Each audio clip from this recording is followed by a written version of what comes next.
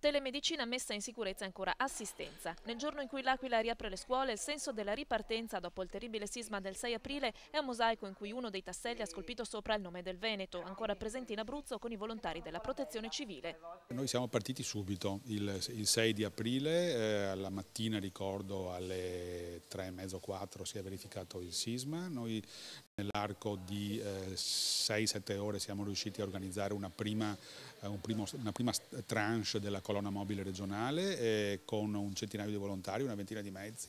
Nel corso di questi mesi sono stati 3.400 i volontari della Protezione Civile che si sono alternati all'Aquila per assistere gli oltre 70.000 sfollati.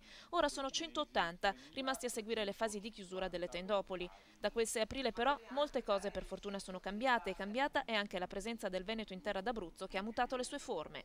Allo stato attuale comunque ricordo che il Veneto è impegnato con i lavori di restauro di messa in sicurezza e successivamente di restauro della chiesa di San Marco, che il presidente Galan e l'assessore Donazzan avevano visitato in occasione di una loro visita nell'aprile di quest'anno e che è stata un po' adottata dal Veneto. Essere presenti significa avere anche quella responsabilità di dismissione dei campi che oggi ci viene chiesta dalla Protezione Civile Nazionale, ma significa mettere a disposizione le tante conoscenze che abbiamo, come ad esempio la telemedicina, che permetterà ad anziani di quelle zone, anziani che fanno fatica a muoversi, che hanno bisogno di essere monitorati costantemente, di avere una continuità medica proprio grazie a questi strumenti di nuova tecnologia che in Veneto noi usiamo abitualmente. Non solo, per 630 alunni aquilani il rientro in classe odierno è stato assicurato da un'impresa vicentina di Rossano Veneto, la Steda, che una volta vinto l'appalto, nell'arco di una settimana ha messo nuovamente in piedi con i suoi prefabbricati la scuola primaria Circola Miternum e la scuola d'infanzia al nido delle scuole primarie e secondarie di primo grado dell'Istituto Santa Maria degli Angeli.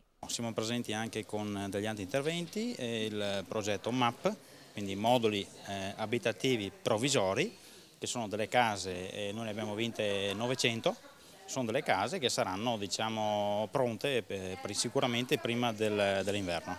Una soddisfazione che per una volta non è solo economica. Beh, certamente sì, anche dal profilo umano e professionale sicuramente è gratificante.